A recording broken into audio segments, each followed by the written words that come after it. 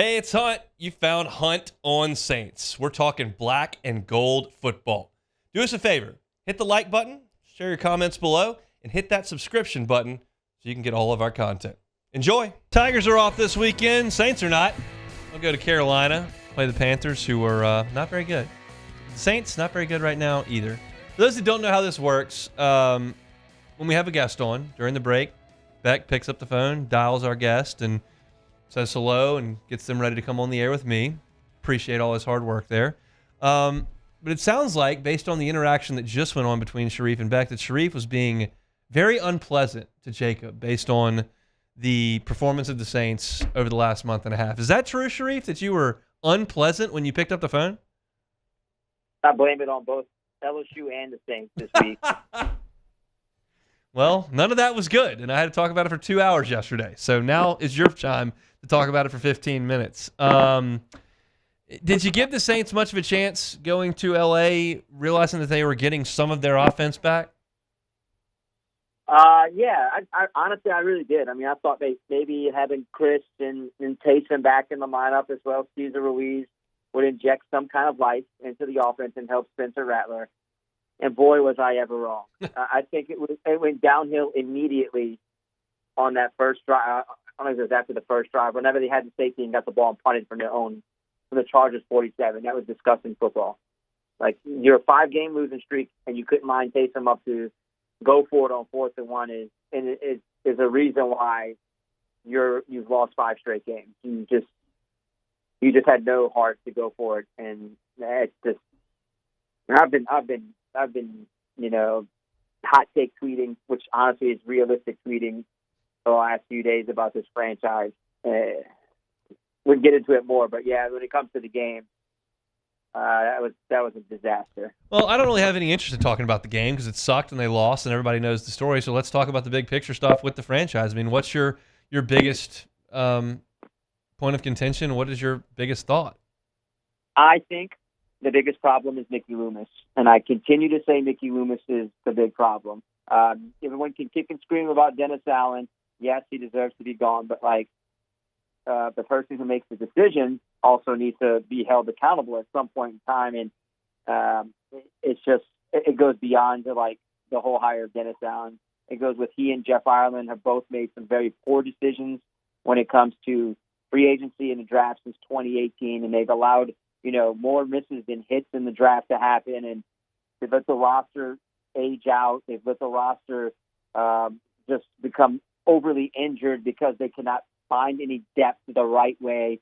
It's just been a very bad combination of things that at some point in time, you got to stop blaming the players and the coaches. Your front office has to take a brunt of the blame at some point. You can't just go on WWL radio and saying this and that you have to look beyond the results. It's not about the results. You can't tell that to the media when the season's over. If and we're close, that stuff just doesn't, sit well with the fan base. At some point in time, someone has to be held accountable. That's not the head coach. And I truly think that somebody above Mickey has to do something. I know Gail Benson is giving the team to Dennis Lauscher and Mickey Loomis and them, but at some point you have to look at the product and say, this isn't good enough. This is bad. You cannot let it regress to the 2005 and the 99 days with Ditka and then Hazlitt during Katrina. That's just, you cannot have come this far to go backwards, and that's where they are headed right now. What's your confidence level that anything like that's going to change? Nothing. Honestly, none. I mean, I just think that they want to stick it to everyone and show them that they can prove everyone wrong. I mean, it's loyalty to a default. They're not going to do any drastic changes whatsoever. I mean, I've been wrong before, but this is the one that I don't think I'll be wrong about. I think Mickey isn't going anywhere unless he just retires. He isn't going anywhere. He could do no wrong. They can go 2-15, and I wouldn't be surprised if everyone came back next year. I mean, that's just my gut is just feeling it that way, that they are not making any drastic changes. I think that Mickey wants to ride it out until they can somehow get this, turn over the roster, hit the reset button, and think that they can rebuild it again that way instead of completely just gutting it out and going the direction of some of the other teams who have not come back from resets. So, look, I don't know. I feel like this franchise is living in 2009, 15 years later. They have to, at some point, forget that it's, that is done. Drew and Sean are gone. You have erased everything they've done in the span of 4 years. Get over it, move forward, make the changes that are necessary to make your team a better franchise. What's your interest level in the last 8 games of the schedule, whatever they have left? Honestly, I really don't have any interest level whatsoever because what are they doing here? Like, what are you doing? You're going to play to get to 7, 8 wins and ruin your draft picks, and then you're going to get the same things I just told you a second ago. We're close, and if we weren't injured, you know how many times I hear that? Yeah. How many times you got to hear that? Ifs and we were closest. It's just outrageous how many times you got to hear that. And at some point, the players are kind of getting sick and tired of the losing. You can just see that it's building. The frustration is building. Just things have to change, man. Elaborate on that. You talk to the players post game. You talk to the players after practice. You talk to Dennis Allen. Like, what's the energy like within the players? I'm not talking about the fan base. I'm talking about the team. They're sick of it. They kind of feel the same way the fans do. They're sick of it. They're sick of the losing. They're tired of saying and not doing. I mean, that's the problem, though, Hunt. Actions speak louder than words. At some point, you have to start doing that and stop saying. I've told you this for 3 years now. It's too much saying and not enough doing. And I think that, they're stuck in this rut. They just don't know how to get out of it. They just can't get out of their own way. I mean, they just cannot get out of the losing ways. And this is bad, man. I mean, look, this is about as bad as it was whenever I was covering the games at WAFB as a photographer in Tiger Stadium in 2005. Like, this is, man, look, this is some bad football, man. It is top to bottom bad. I mean, I understand the injuries, but, they even know that. The players know that the injuries are no longer the excuses. They've got to kick the injury excuse to the curb, man. It's just not working out, and they are just frustrated. You're from that city. Have you seen the fan base feel like this before? Yeah, I'm telling you.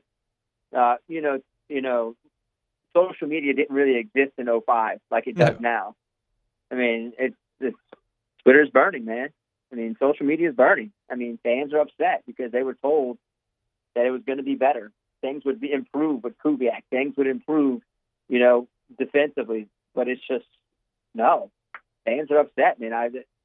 It's hard for me to tell you how mad they were compared to '05 because really, what are we judging it off of? Just face-to-face interaction? Now we have the social media. Now you can see it everywhere. I mean, well, also in 2005, no one in black and gold had ever seen anything good. So This is you now know what's possible, and it makes things worse, in my estimation. Yeah, it's way worse, in my opinion. I just think because of what you built after 2005, and then now you go from 05 to 20, 06 to 20, and then now you're dropping backwards to what you were under Mike Ditka. And then Jim Haslett for that Hurricane Katrina season. I almost have to throw that season away. I mean, it was a different circumstance. Yeah. Man. You have a natural disaster like that, but then you want to go back to 1999. It's funny that you say that. We're talking about 99. I was just looking at the Hail Mary from the Cleveland Browns game, which is 25-year anniversary, Halloween Day. It's literally gotten that bad. Like, you just don't know what's going to happen against what bad team. I'm looking at that game and thinking, wow, maybe the Panthers might beat them again, beat them Sunday. Another bad team like the Cleveland Browns were with Tim Couch in 1999. I just don't know. I mean, things have gotten that bad, huh? Now, can they win a few games when Barrett comes back? Yeah, of course. But where are they going? They are going nowhere. I don't think they're going anywhere either. You think they win on Sunday? They better hope they win on Sunday. I mean, it could get pitchforks will be out even more. I don't know if they'll do anything about it. I think it gets ugly and they lose 3 straight. And Jameis is the team that's, gets you to 7, 8, 9 losses in a row. And Jameis is the guy who beat you that 9th time before the bye week. Then I could see the changes happening. But does it really matter? I mean, James Hurst said the same thing I said. Why does it matter if you fire Dennis today or fire him next week? The season's already pretty much cooked. I mean, what are you doing? I mean, you're not accomplishing anything. Roster isn't changing. GM isn't changing. Your assistant GM isn't changing. Nothing is changing if you fire a head coach. It's the same roster. It's a daunting spot. It feels, like I said on Monday, like years away from where they could dig this thing out. But we'll see. Sharief Ishaq covering it all down there in New Orleans. Sorry it was such a crappy conversation. Maybe we'll do better next week. Honestly, even if they beat the Panthers, doesn't even really matter once again. Have a great weekend, Sharief. All right, man. Hopefully we beat Alabama in 2 weeks. We'll talk about it next week. That's Sharief Ishaq, WDSU down in New Orleans. Look, I can't say it any better than that. Like, it's it doesn't feel like you just gotta fix your offensive line. It doesn't feel like, well, they gotta get better at corner. It doesn't feel like, man, if they could just fix the red zone issues or stop turning the ball over. It just feels like the whole operation is in big trouble. Like, that's what it feels like. And it doesn't feel like there's a lot of hope that this can be turned around in any sort of short order based on the contracts on the books, the players on the roster, and the people in charge. It just doesn't. And Sharief talks about it there. Matt went on a long rant about it yesterday. Like, I was a little more mild-mannered in my approach yesterday, but I don't have as much passion for the black and gold as Matt does. It's just, things are tough right now in Saints land. So thanks for Sharief for giving us a little bit of time. Hey, it's on. Thanks for watching Hunt on Saints. Before you leave, help us out a little bit. Hit that like button, leave your comments in the section below, and hit that subscribe button so you get all our content right here from Hunt on Saints. We'll see you next time.